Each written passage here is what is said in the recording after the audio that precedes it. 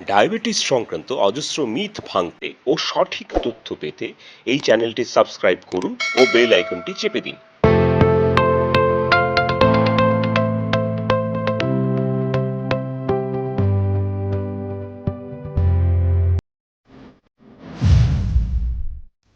Diabetes কথার আজকের এপিসোডে আমরা থাইরয়েড সম্পর্কে জানব। থাইরয়েড হচ্ছে আমাদের এই গলার এখানে একটা গ্ল্যান্ড থাকে যেখান থেকে থাইরক্সিন বলে একটা হরমোন বেরোয়। হরমোন হচ্ছে একটা কেমিক্যাল যেটা শরীরের এক জায়গা থেকে বেরোয় কিন্তু শরীরের সব জায়গাতে কাজ করে। এইবার যদি আমাদের থাইরক্সিন হরমোনটা কম বেরোয় তাহলে সেটাকে আমরা হাইপোথাইরয়েড বলি। তো আমরা ডায়াবেটিস কথায় কেন হাইপোথাইরয়েড নিয়ে আলোচনা করছি, তার কারণটা হচ্ছে দেখা গেছে যে অধিকাংশ রোগীরই ডায়াবেটিসের সঙ্গে থাইরয়েডেরও সমস্যা থাকে এবং এক্ষেত্রে যদি আমরা হাইপোথাইরয়েডের চিকিৎসাটা ঠিকমতো না করি তাহলে কিন্তু ডায়াবেটিসটাও ঠিকমতো কন্ট্রোল হবে না। তো হাইপোথাইরয়েড হলে আমাদের কী কী সমস্যা হতে পারে? আমাদের প্রথমেই মনে রাখতে হবে যে হাইপোথাইরয়েড কিন্তু ওবেসিটির অন্যতম প্রধান কারণ। মানে ওবেসিটি হলে যেরকম ডায়াবেটিস হয় সেরকম আমাদের হাইপোথাইরয়েড হলে কিন্তু ওবেসিটি হতে পারে। সেক্ষেত্রে কিন্তু আমরা ডায়েট বা এক্সারসাইজ করেও আমরা কিন্তু ওয়েট কমাতে পারবো না যদি না আমরা হাইপোথাইরয়েডের চিকিৎসাটা স্টার্ট করি। এখন হাইপোথাইরয়েড হলে কি কি উপসর্গ হতে পারে? যেটা উপসর্গ হয়, যেটা আমাদের আমাদের কাজ করতে ইচ্ছে করছে না, সবসময় একটা ঘুম ঘুম পায় এবং ঘুম থেকে উঠতে ইচ্ছে করে না, আমাদের চুল উঠে যেতে পারে, যে হঠাৎ করে যদি মাথার চুল পড়া শুরু হয় এবং আমাদের মাংসপেশির ব্যথা শুরু হয়, অর্থাৎ আপনি বসে থেকে উঠতে পারছেন না। অর্থাৎ সকালে আপনি কোথাও বসেছেন বা পাতকিয়া সারতে গেছেন, কোমর থেকে উঠতে আপনার অসুবিধে হচ্ছে। এবং এক্ষেত্রে যেটা কোষ্ঠকাঠিন্য কিন্তু একটা হাইপোথাইরয়েডের অন্যতম প্রধান উপসর্গ। আর যেটা হয় সেটা হচ্ছে যে আমাদের অনেক সময় ব্লাড প্রেশার বেড়ে যেতে পারে।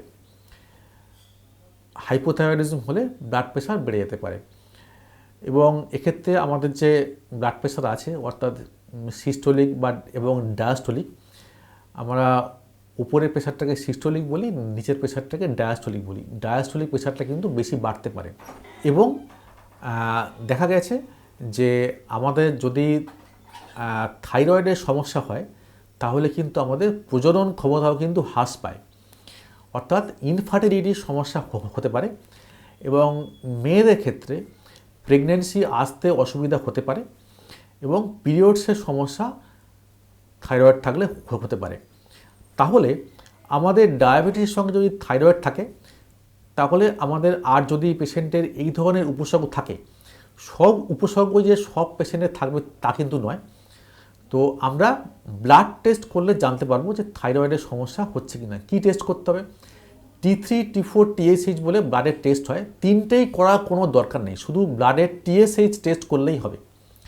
এবং এক্ষেত্রে যদি TSH-এর মাত্রা 10-এর বেশি থাকে তাহলে কিন্তু ইমিডিয়েট আমাদের থাইরয়েডের মেডিসিন শুরু করতে হবে। থাইরয়েডের মেডিসিনের নাম হচ্ছে থাইরক্সিন। সকালে খালি পেটে খেতে হয় এবং প্রতি 2 মাস অন্তর ব্লাডের TSH চেক করে দেখতে হবে যে আমাদের TSH-এর মাত্রাটা নর্মাল লেভেলে এসছে কি না। নর্মাল লেভেল হচ্ছে 0.5 থেকে 4.5।